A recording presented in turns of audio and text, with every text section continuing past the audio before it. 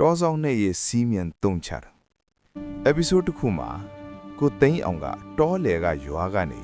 အသက်ရှင်လျက်ပြန်ထွက်လာနေခဲ့တယ်ဒါပေမဲ့အဲ့ဒါကတောဆောင်နတ်ကသူ့ကိုခြံထားလိုက်တာလားဒါမှမဟုတ်နောက်တစ်ချိန်ပြန်ခေါ်ဖို့အမှတ်သားထားလိုက်တာလားဒီနေ့တောဆောင်နတ်ကဘာလို့လဲဘာမလို့ရင်ဘာဖြစ်မလဲအဲ့ဒီစီမင်းသုံးချက်ကိုပြောပြမယ်တောဆောင်နတ်ဘလို့ပေါ်လာလဲကိုမြင်းလက်ပြောတာအရာရှေးကတုံကဒီတောဟာလူမနေတဲ့တောမဟုတ်ဘူးနတ်နဲ့လူစီမင်းနဲ့အတူနေခဲ့တဲ့တောလူတွေကတောကိုတုံတစ်ကိုခုတ်ရေကိုတောက်ဒါပေမဲ့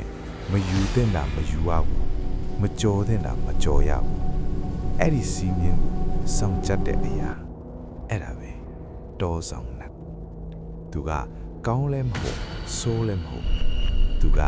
ချိန်ညှိသူပဲ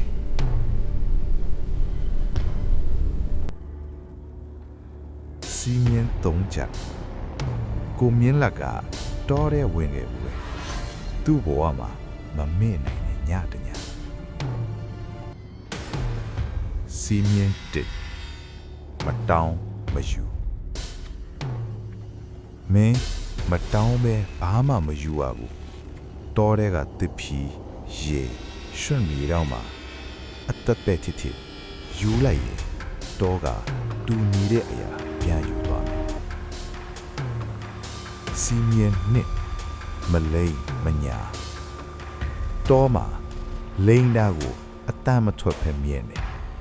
ကိုမြင့်လက်ကကြောက်လန့်လို့သူ့နာမည်မမှန်ဘူးလို့ပြောခဲ့တယ်အဲ့ဒီညသူ့အတန်ကိုသူ့ကိုယ်တိုင်နှပ်ပြီးတော့စီမင်းတုံးမနောက်မကြတော့ကအချိန်ကိုလူသုံးနိုင်နေဝင်ပြီးမထွက်သွားနိုင်တော့က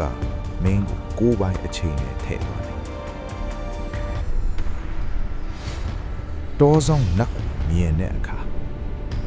ကိုမြင်းလက်ကပြောတယ်သူ့ကိုမျက်လုံးနဲ့မမြင်ရဘူးဒါပေမဲ့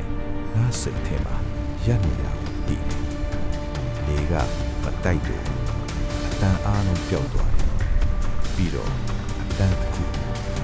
မင်းဘာလို့လဲဒီမေးခွန်းကအချိန်တိုင်းတူတယ်အဖေကလူတိုင်းအတွက်မတူဘူးကိုသိန်းအောင်နဲ့ဆက်ဆက်မှုကိုသိန်းအောင် episode 1မှာအသက်ရှင်လာနိုင်ခဲ့တာသူ့စိတ်ထဲမှာတစ်ခုတည်းပဲရှိခဲ့လို့ရေးဟိုပဲလာတာပါအဲ့ဒီအဖြေကြောင့်တောဆောင်နာကသူ့ကိုလွတ်ခဲ့တာဒါပေမဲ့